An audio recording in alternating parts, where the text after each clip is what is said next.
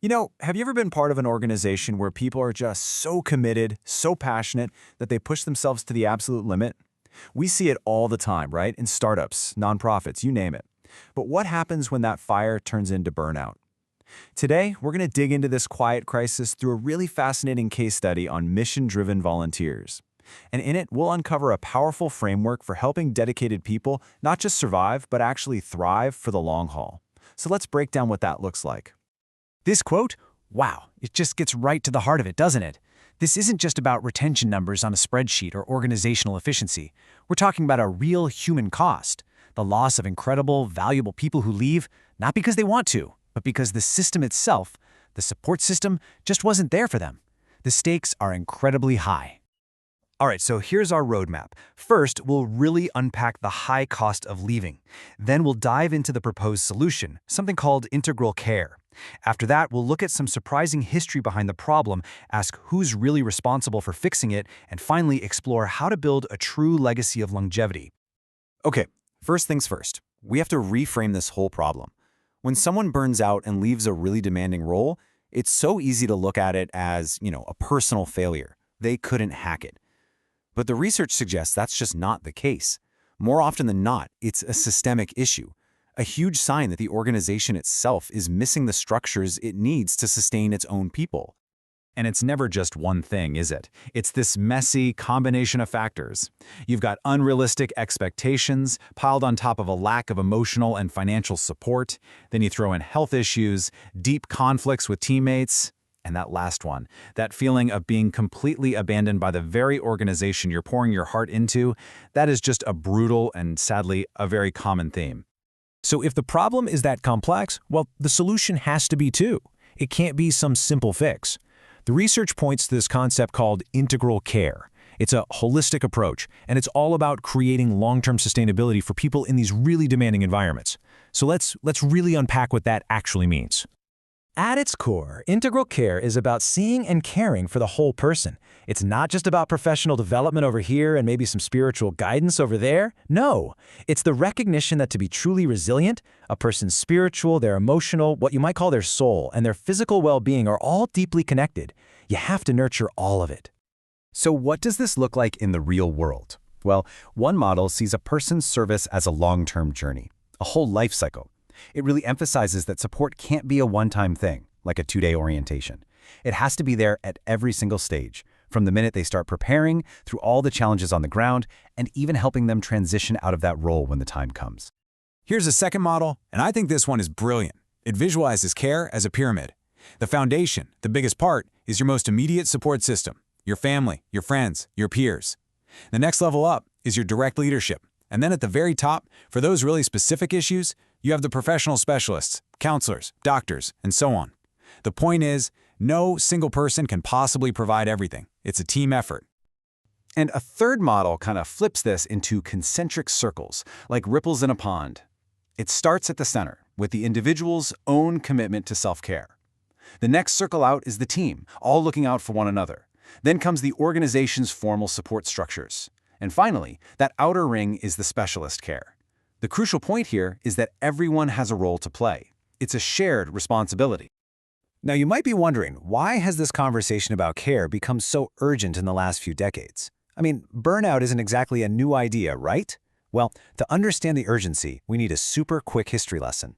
We're about to see a massive shift in global movements that created a whole new set of challenges. For centuries, these mission movements pretty much flowed one way, from Europe and North America outwards. You can see the progression pretty clearly.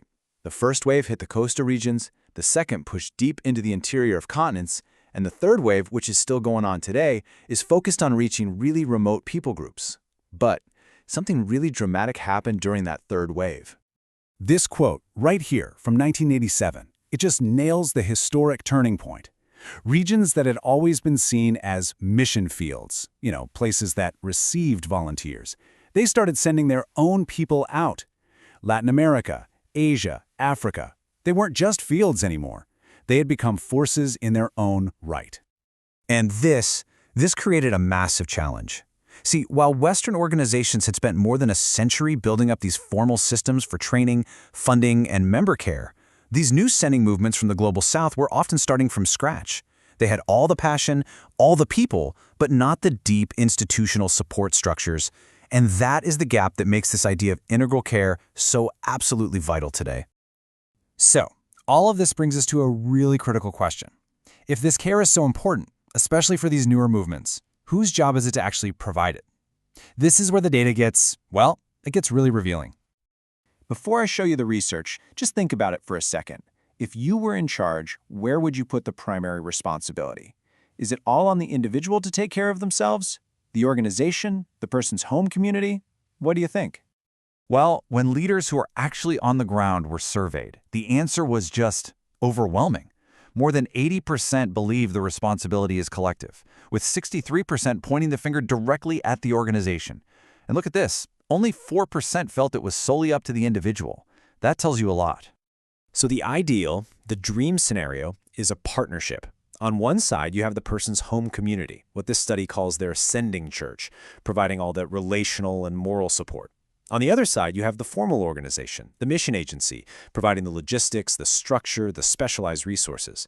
When those two work together with the volunteer, it's like a three-stranded cord. It's super strong. But here comes the reality check. This number is just staggering.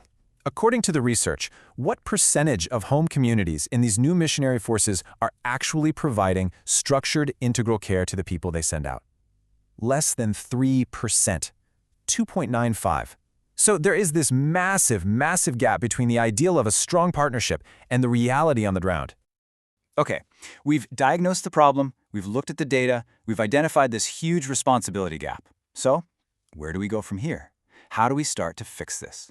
Let's look at a concrete framework for building a culture that doesn't just burn people out, but actually fosters longevity.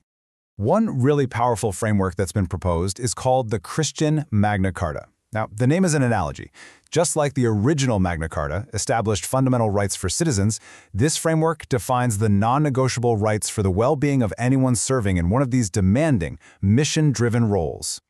So in practice, this means guaranteeing access to the fundamentals. And it's not just the high-level stuff like a guiding philosophy and training.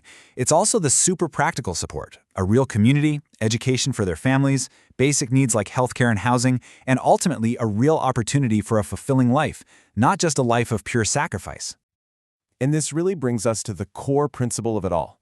An organization's mission, the thing it does, is inseparable from its commandment to actually care for its people.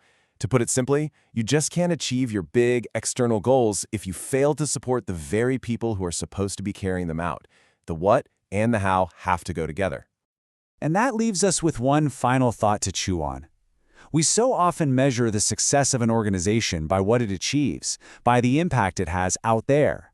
But what if the true measure of a great legacy isn't just the work it does in the world, but in how it values, supports, and sustains the people who make all that work possible? What would start to change if we actually started leading with that question?